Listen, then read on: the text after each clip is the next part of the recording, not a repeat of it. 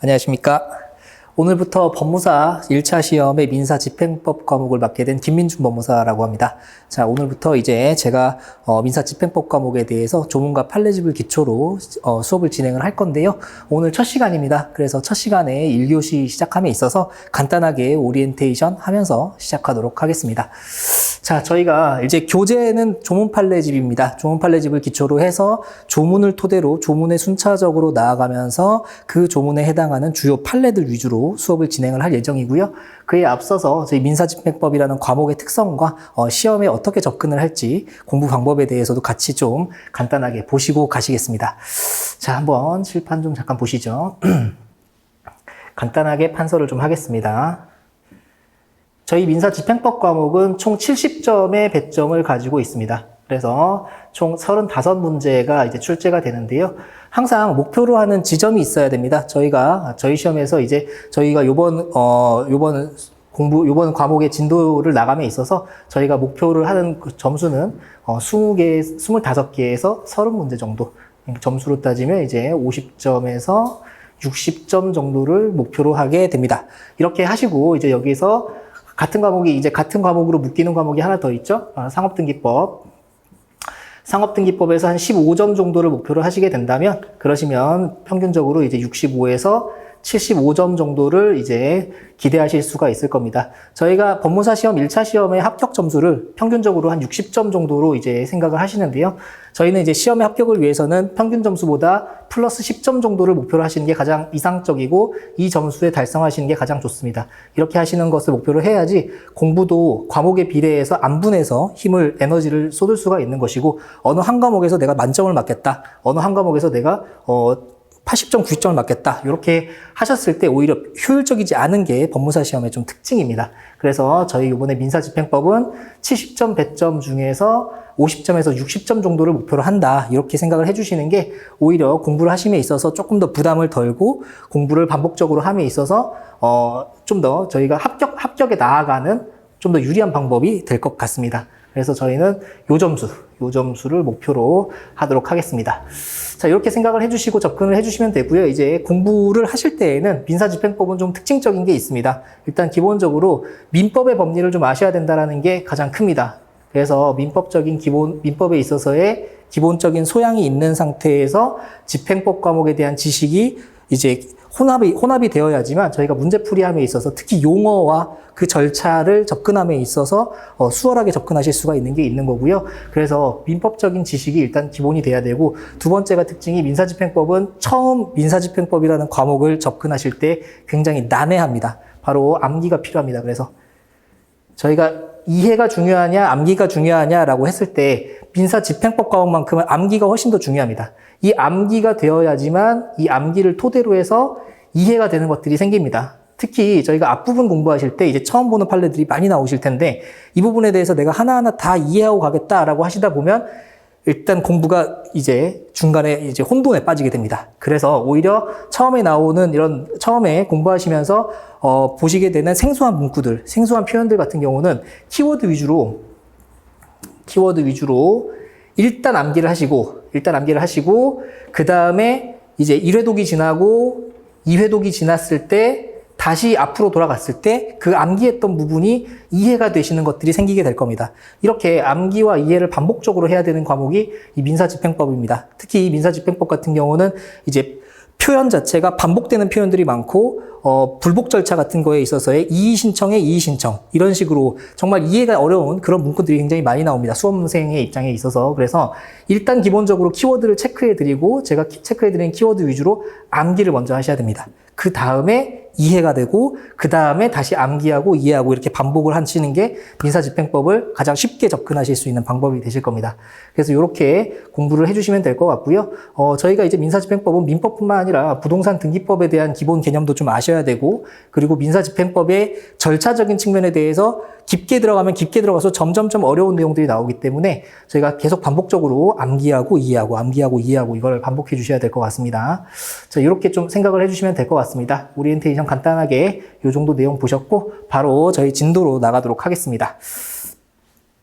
자, 일단 차례 부분 간단하게 보시면요. 이제 총칙 부분에서는 이제 보통의 일반 과목에서의 총칙과 같습니다. 관할, 신청, 불복, 이런 거에 대한 내용이 나오게 되고요. 그 다음부터 이제 나오는 게 본격적인 내용이 강제 집행에 대한 파트입니다.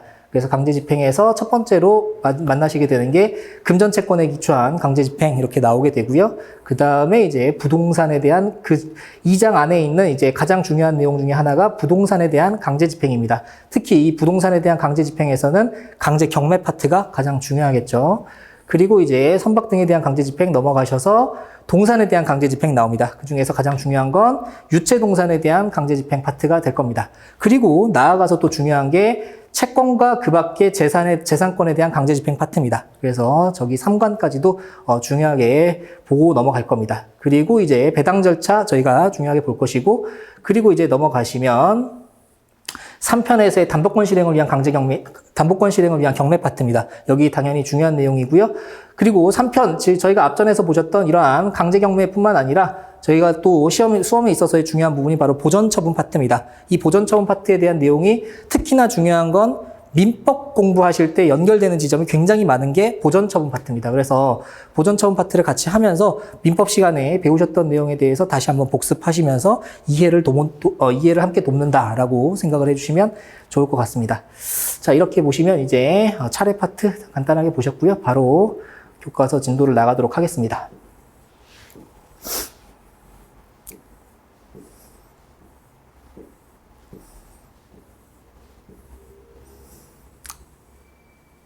네, 이렇게 보도록 하겠습니다.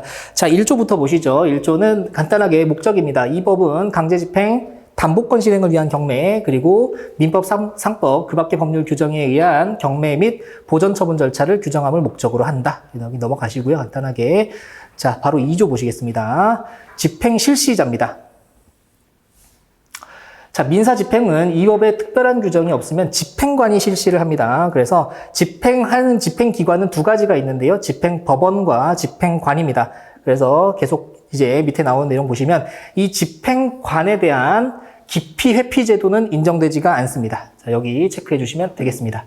자, 그리고 자, 여기를 이렇게 묶어주시면 되는데 세 가지를 묶어주시면 됩니다. 그래서 제척 원인이 있는 집행관이 한 집행행위는 취소 사유일 뿐 당연 무효가 아니다는 거 여기 제척 원인에다가 체크해 주시면 되겠습니다. 그리고 이제 나아가서 토지 관할 체크해 주시면 되는데 이 두 가지의 경우에는 취소 사유일 뿐 무효 사유가 아니다라고 나옵니다. 거기에 반해서 이 직무 관할을 위반한 집행행위는 당연 무효 사유입니다. 바로 여기가 강행 규정이기 때문에 그렇습니다. 그래서 직무관할을 위반한 집행행위만 이제 당연무효 사유가 되고 나머지 제척 원인이 있는 집행관이 한 집행행위나 토지관할을 위반한 집행행위는 취소 사유일 뿐 당연무효가 아니다라는 점 짚고 넘어가 주시면 되겠습니다. 자, 그 다음에 저희가 등기관이 집행기관으로서의 역할을 하느냐와 관련된 내용인데요. 계속 보시죠. 등기 절차를 명하는 확정 판결의 기한 신청에 따라서 바로 등기부에 기재를 하는 것은 집행기관으로서 하는 역할이 아니다라는 게 이제 판례의 태도입니다. 그런데 거기에 비해서 자, 가압류나 가처분, 바로 보전처분이죠. 이 가압류나 가처분의 재판을 그 내용을 등기부에 기입하는 요 행위로서의 등기관은 집행기관에 해당한다라는 게 이제 판례 태도입니다. 그래서 요거 두 개 묶어서 비교해 주시면 되겠습니다. 여기도 마찬가지로 비교해 주시면 되겠습니다. 자, 이렇게 보시면 되고요. 그 밑에 나와 있는 내용까지도 계속 보겠습니다. 물건 인도를 목적으로 하는 집행에서 제3자가, 물건 인도를 목적으로 하는 집행인데 제3자가 목적물을 점유하고 있는 경우입니다. 대표적인 게 이제 채권자가 있고 채무자가 있는데 이 채권자가 이제 강제 집행을 하려고 채무자가 보유하고 있는 물건에 대해서 집행을 하려고 했더니만 이 채무자가 아니라 제3자가 그 물건을 점유하고 있었던 겁니다. 자, 이런 경우에는 물건의 인도 집행 같은 경우는 일반적으로 집행관이 실시하게 되어 있는데요. 이렇게 제3자가 목적물을 점유하고 있는 이 경우에는 집행법원이 집행기관이라는 점을 특징적으로 체크해 주시면 되겠습니다. 자, 다시 한번 여기다가 키워드만 제가 계속 체크를 하면서 가겠습니다. 그래서 제3자가 점유하고 있는 경우, 그런 경우에는 집행법원이 집행기관이다. 이렇게 봐주시면 되겠습니다. 자, 그래서 넘어가겠습니다. 자, 집행관법 시행규칙은 간단하게 봐주시면 될 것 같고요. 그 다음에 저희는 집행법원으로 가겠습니다. 자, 집행법원입니다. 이 법에서 규정하고 있는 집행행위에 관한 법원의 처분이나 그 행위에 관한 법원의 협력사항을 관할하는 집행법원은 법률에 특별히 지정되어 있지 아니하면 집행 절차를 실시할 곳이나 실시한 곳을 관할하는 지방법원이 됩니다. 그래서 이 법과 관련된 바로 여기입니다. 규정하고 있는 집행행위에 대한 처분입니다. 집행행위에 대한 법원의 처분이나 그 행위에 관한 법원의 협력사항을 관할하는 집행법원은 바로 이 집행 절차를 실시할 곳이나 특히 여기 실시한 곳을 관할하는 지방법원이 된다. 여기다가 이제 체크를 해주시면 되고요. 자, 그 다음에 변론 없이 할 수 있다. 여기 변론 없이에다가 동그라미 쳐주시면 되겠습니다. 자, 계속 보시죠.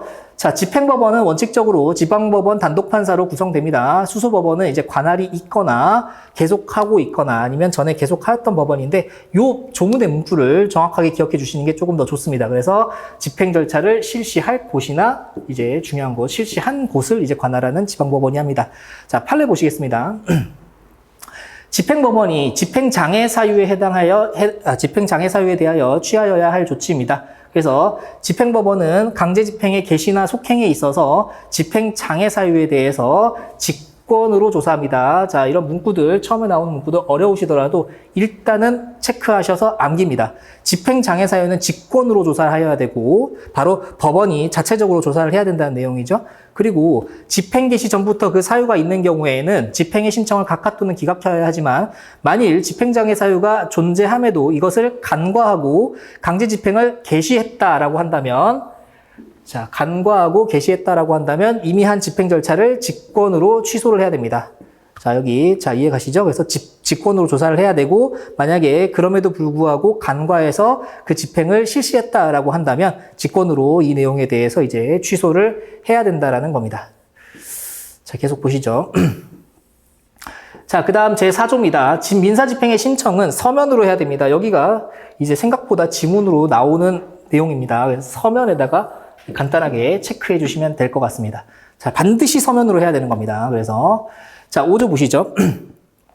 집행관의 강제력 사용입니다. 1항 집행관은 집행을 하기 위하여 필요한 경우에는 채무자의 주거, 창고 그 밖의 장소를 수색하고 잠금, 문과 기구를 여는 등의 적절한 조치를 할 수 있다. 여기까지만 좀 봐주시면 되고요. 나머지 조문은 보시지 않으셔도 됩니다. 그래서 이렇게 1항까지만 봐주시면 되겠습니다.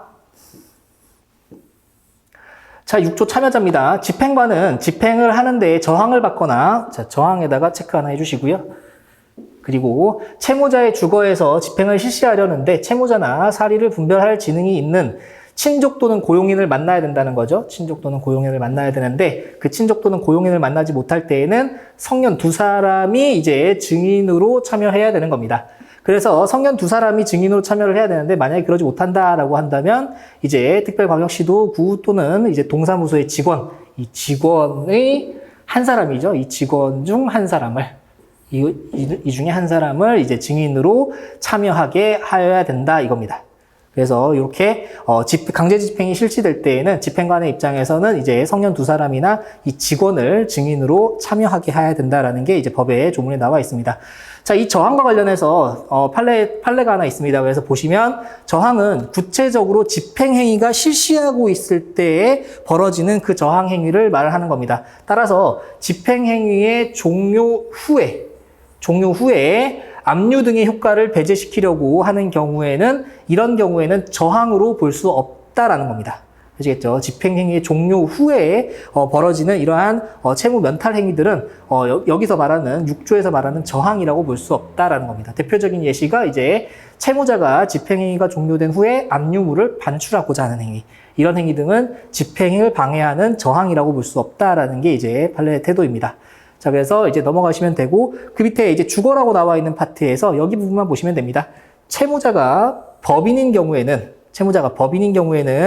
그 집행을 실시함에 있어서 대표자가 없어도 집행할 수 있다. 이렇게만 체크해 주시면 되겠습니다.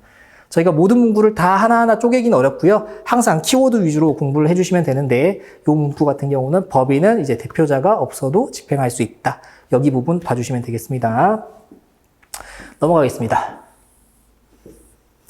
자, 7조는 간단하게 보시고 그냥 넘어가시면 될 것 같고요. 8조 한번 보시죠.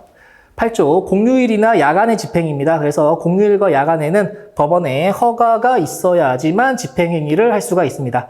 그래서 1항의 허가 명령은 민사집행을 실시할 때에는 이제 반드시 보여야 된다라는 거죠. 자, 그 밑에 나와 있는 네모 박스 보시겠습니다. 주간 또는 평일에 착수를 했는데 그 집행이 속행 결과 야간이나 휴일에 이르게 된 경우입니다.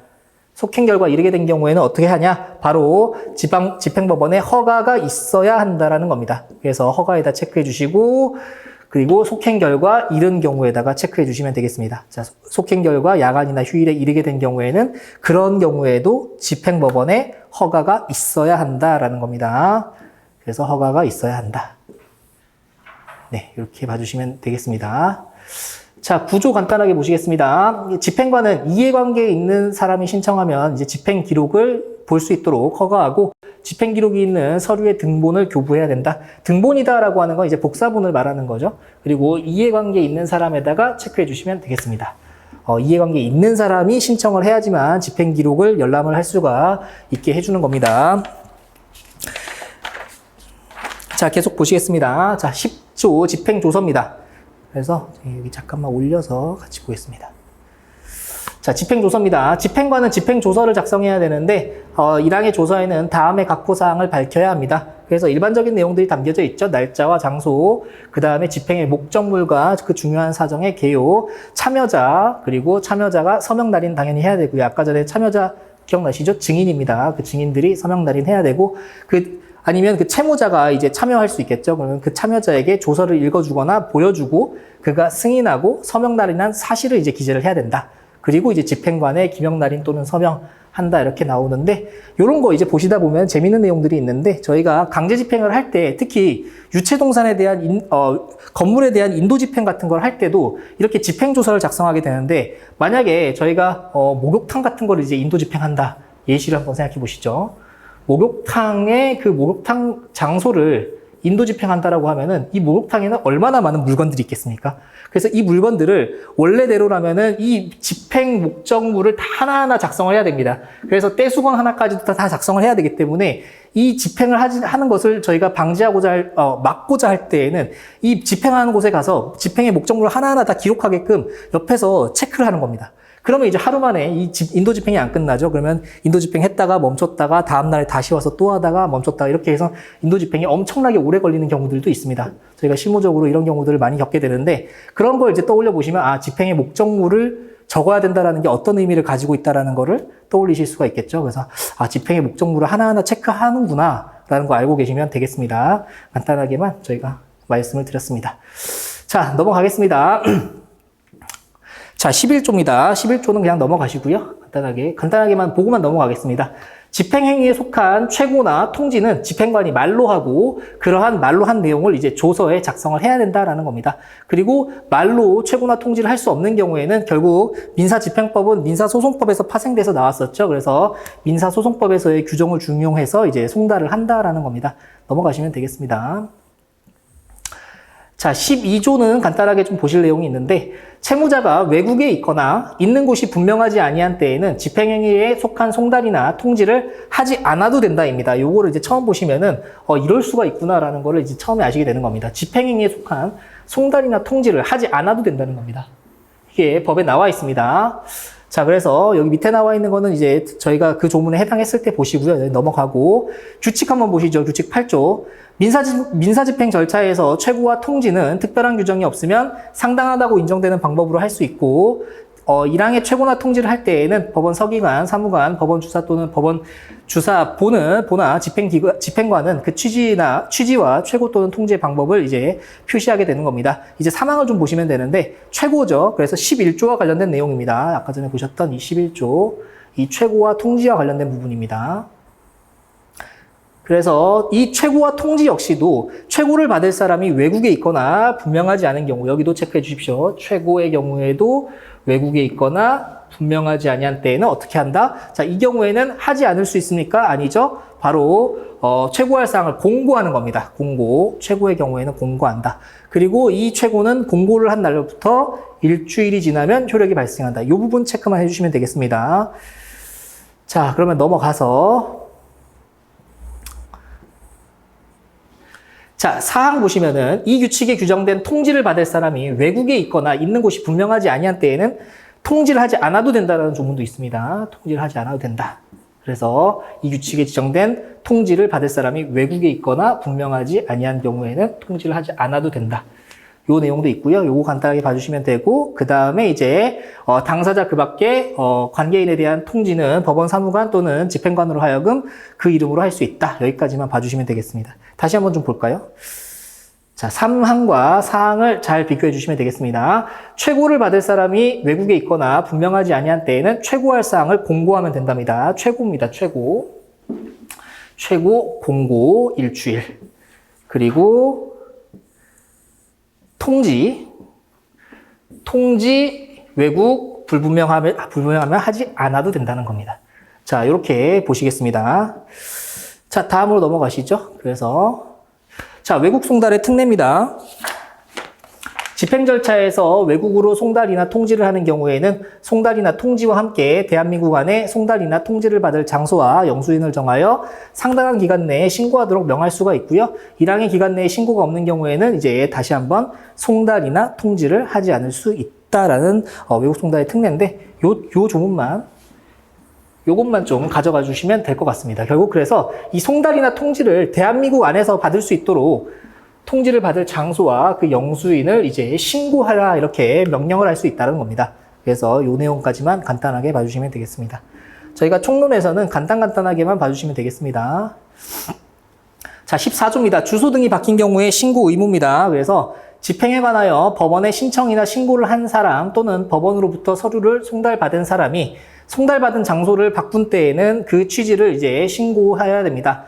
그런데 1항에 신고를 하지 아니한 사람에 대한 송달은 달리 송달할 장소를 알 수 없는 경우에는 법원에 신고된 장소에 또는 종전에 송달을 받던 장소에 대해서 이제 발송할 수 있는데, 자, 중요한 건 바로 여기 조문입니다.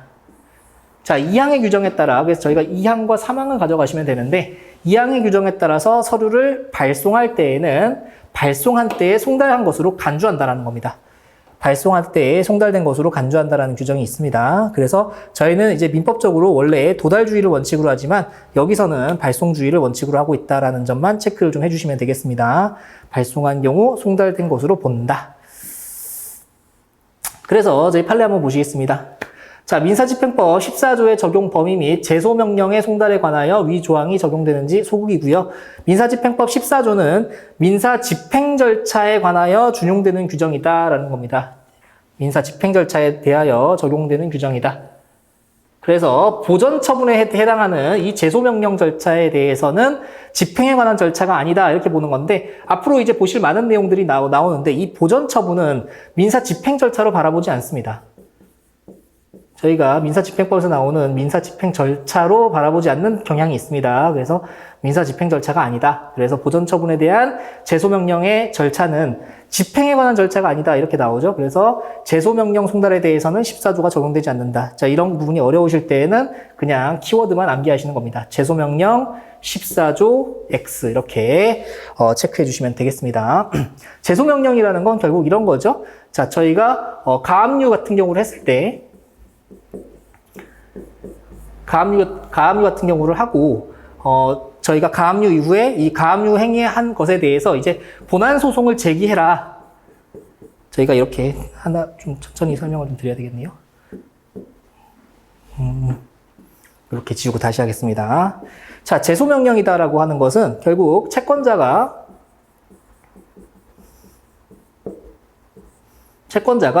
채무자에게 가압류를 했을 때, 이 가압류를 당한 채무자가 자신이 지금 가압류가 되어 있는 상황이 계속 이어지면 이제 이러한 채권 채무 관계가 확실하지 않은 상태에서 계속 재산권에 대한 그 제한을 받게 되는 거죠. 이때 바로 제소명령을 신청을 하는 겁니다. 제소명령을 신청을 해서 법원에 제소명령을 신청을 하게 되면 채무자가 신청하는 거죠. 제소명령을 신청을 하면 법원에서 채권자한테 본안의 소송을 제기를 해라. 가압류만 보전 처분만 해놓지 말고 본안소송 제기해라라고 하는 그 제소명령 결정을 내리는 겁니다. 그러면 이 제소명령을 받은 채권자는 그 제소명령의 명령을 받은 채권자는 본안소송을 제기를 해야 되는 겁니다. 그런데 제소명령이 있었는데도 불구하고 채권자가 본안소송을 제기하지 않게 되면 결국 이 가압류는 나중에 말소되게 되는 그러한 결과가 되는 겁니다. 그래서 이런 것들을 이제 제소명령이라고 하는데 이 제소명령의 송달에 대해서는 민사집행법 14조가 적용되지 않는다라는 겁니다. 자, 여기까지 보시면 될 것 같고.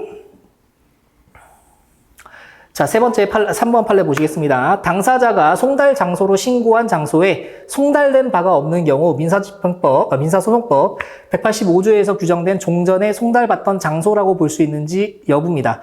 자, 내용 보시죠. 당사자가 송달받을 장소를 바꿀 때에는 바로 그 취지를 법원에 신고하여야 함에도 불구하고 그 신고를 하지 아니하여서 달리 송달할 장소를 알 수 없는 경우에 민사소송법 185조는 종전에 송달받던 장소에 대법원 규칙이 정하는 방법에 따라서 발송할 수 있다라고 정할 뿐이고 그게 바로 방금 전에 보셨던 그 조문입니다. 다시 한번. 종전에 송달받던 장소에 대법원 규칙이 정하는 방법으로 발송할 수 있다라고 규정하고 있을 뿐이기 때문에 비록 당사자가 송달 장소로 신고한 바가 있다라고 하더라도 여기다가 체크를 해주시면 되겠죠. 그래서 송달 장소에 송달된 바가 없다면 그 송달 장소에 송달된 바가 없다면인 겁니다. 송달된 바가 없다면 비록 신고를 했다라고 하더라도 여기서 말하는 종전에서 송달을 받던 장소라고 볼 수 없다라는 겁니다. 그래서 자, 신고를 했지만 그 장소에 실질적으로 송달된 바가 없다면 그 장소를 이 법 조문에서 말하고 있는 종전에 송달받던 장소다라고 하는 이 장소로 볼 수가 없다는 게 결론입니다. 그래서 결론만 잘 알아주시면 되겠습니다. 당사자가 송달 장소로 신고한 장소에 송달된 바가 없는 경우에는 이 법 조문에서 말하고 있는 종전에 송달받던 장소라고 볼 수 없다입니다. 그래서 여기죠. 종전에 송달받던 장소. 여기입니다. 이걸로 볼 수 없다. 그런데 사실 저희가 법 조문을 보면 여기 또는이라고 되어 있어가지고 신고된 장소에 이렇게 할 수 있지 않나라고 생각을 드는 건데 이제 판례는 2005년도 당시의 판례입니다. 그래서 민사집행법이 민사소송법이던 시절의 판례라서 일단 그 판례 결론이 바뀌지 않는 이상은 저희가 판례 자체를 외워주시는 것밖에 없습니다. 그래서 다시 한번 이 판례 자체를 외워주셔야 됩니다. 종전에 신고된 바가 없다면 있죠. 신고된 바가 없다면 그것이 신고되었다고 하더라도 송달된 바가 없다면 종전에 송달된 장소라고 볼 수 없다라는 이 결론이 중요합니다. 결론까지 잘 봐주시면 되겠습니다. 자, 이제 즉시 항고가 나왔네요. 이제 제일 어려운 파트부터 이제부터가 시작입니다. 자, 15조 보시죠. 자, 1항 집행 절차에 관한 민사집행법 법원의 재판에 대하여는 특별한 규정이 있어야만 즉시 항고를 할 수 있습니다. 그래서 자, 여기 잘 체크해 주십시오. 특별한 규정이 있어야만 즉시 항고를 할 수가 있습니다. 자, 그리고 항고인은 재판을 고지받은 날로부터 1주의 불변 기간입니다. 줄이거나 늘릴 수 없다라는 거죠. 1주의 불변 기간 내에 항고장을 어디다가 제출합니까? 원심법원에 제출하는 겁니다. 원심법원에 제출하는 것이고 그 다음에 사망 보시면 항고장에 항고 이유를 적지 아니한 때에는 항고인은 항고장을 제출한 날로부터 10일 이내에 항고 이유서를 어디다 제출합니까? 원심법원에 제출하여야 되는 겁니다. 다시 한번 특별한 규정이 있어야지만 즉시 항고를 할 수 있는 겁니다. 자, 그리고 고지받은 날로부터 1주의 불변 기간 이내에 항고장을 원심법원에 제출을 해야 되는 겁니다. 고지받은 날로부터. 자, 그리고 이 항고장을 제출했다라고 한다면 항고장을 제출한 날로부터 10일 이내에 항고 이유서까지도 제출을 해야 되는 겁니다. 이 기간을 지키지 못하면 모두가 다 각하되는 겁니다. 그래서 자, 다시 한번 특별한 규정이 있어야지만 즉시 항고할 수 있고 1주의 불변 기간이 있고 그리고 항고 이유서 10일 이내에 제출해야 되는 겁니다. 즉시 항고 이제 참 많이 나오는 파트입니다. 그래서 잘 기억해 주셔야 될 것 같습니다. 자, 5항, 6항도 다 보고 가겠습니다. 항고인이 제3항의 규정에 따른 항고 이유서를 제출하지 아니하거나 항고 이유가 이제 제4항의 규정에 위반한 때에 또는 항고가 부적법하고 보정할 수 없음이 분명한 때에는 그 결정으로서 이제 각하하게 되는데 제1항의 즉시 항고는 집행정지의 효력을 가지지 아니한다. 여기다가 잘 체크해 주십시오. 이거 여기 옆에다가 이렇게 써주시면 되겠죠. 민사소송법상의 즉시 항고 이렇게 쓰시고 비교 표시해 놓으시면 되겠습니다. 자, 민사소송법상의 즉시항고는 이제 집행정지의 효력을 가집니다. 그런데 저희가 배우고 있는 민사집행법상의 즉시항고는 집행정지의 효력을 가지지 않습니다. 자, 다만 항고법원은 즉시항고에 대한 결정이 있을 때까지, 자, 여기 보면 신청한다라는 내용이 없습니다. 자, 항고법원은 즉시항고에 대한 결정이 있을 때까지 담보를 제공하게 하거나 제공하지 하지 않고 집행을 정지하거나 집행 절차의 전부 또는 일부를 정지할 수가 있습니다. 자, 그리고 이제 담보를 제공하게 하고 계속하도록 명할 수도 있는 겁니다. 그래서 담보를 제공하게 하고 계속하게 하는 거고, 그 다음에 담보를 제공하거나 제공하지 않게 하고, 이제 담보를 제공하거나 제공하지 않으면서 정지하거나 아니면 그 일부를 정지할 수도 있는 겁니다. 원심 재판에 집행을 정지하거나 집행 절차의 전부 또는 일부를 정지할 수 있는 겁니다. 요거 잘 구분하셔야 됩니다. 요 문구를. 그래서 담보를 제공하고 계속하게 하는 거고, 그 다음에 담보를 제공하거나 제공하게 하지 아니하고 정지하거나 일부를 정지하는 겁니다. 여기서 이제 특징적인 게 뭐냐면 취소할 수 있다라는 규정이 없습니다. 취소할 수 있는 규정이 없고, 마찬가지로 요러한 요게 이제 집행정지죠. 집행정지에 있어서는 신청하는 그 신청의 대상도 아니라는 겁니다.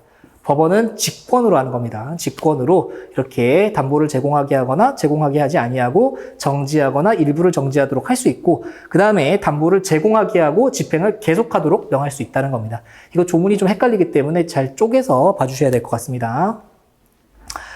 자, 7항 보시면 항고법원은 항고장 또는 항고 이유서에 적힌 이유에 대해서만 조사할 수가 있습니다. 그래서 적힌 이유에 대해서만 조사할 수가 있습니다. 다만 원심 재판에 영향을 미칠 수 있는 법령 위반 또는 사실 오인이 있는지에 대하여 직권으로 조사할 수 있는데, 넘어가셔서 이제 5항 결정에 대해서는 즉시 항고할 수 있다 이렇게 나오죠.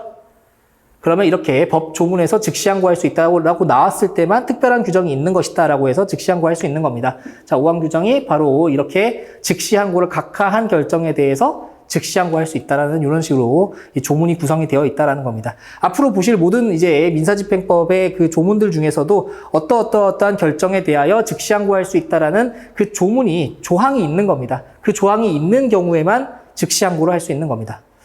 자, 그래서 이제 9항 보시면 6항 단서 규정에 따른 이 잠정처분이죠. 그래서 민사집행을 정지하거나 아니면 계속하게 하는 이 잠정처분에 대해서는 불복할 수가 없습니다. 이 불복할 수 없다라는 규정이 나오면, 이 표현이 나오면 이제 여기에 대해서는 자연스럽게 떠올려 주셔야 되는 게 특별항고입니다.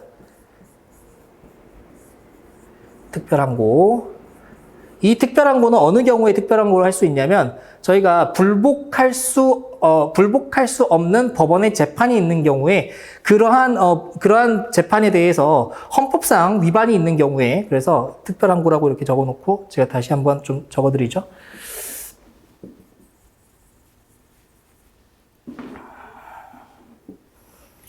자, 특별항고다라고 하는 것은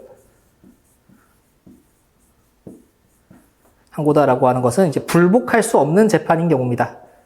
불복할 수 없는 재판에 대해서 헌법 위반이 있는 경우입니다. 헌법 위반이 있는 경우. 헌법상 위반이 있는 경우에는 이제 특별항고를 할 수 있다라고 하는 것이고, 자, 이 지금 9항처럼 제6항 단서의 규정에 따른 잠정처분 결정에 대해서는 불복할 수 없다 이렇게 나왔을 때에는 이제 불복할 수 없는 재판에 대해서 그럼에도 불구하고 그러한 결정에 대하여 헌법상 위반이 있는 경우에는 특별항고를 할 수가 있는 겁니다. 그래서 특별항고까지 이렇게 연결해서 이제 개념을 가져주시면 될 것 같습니다.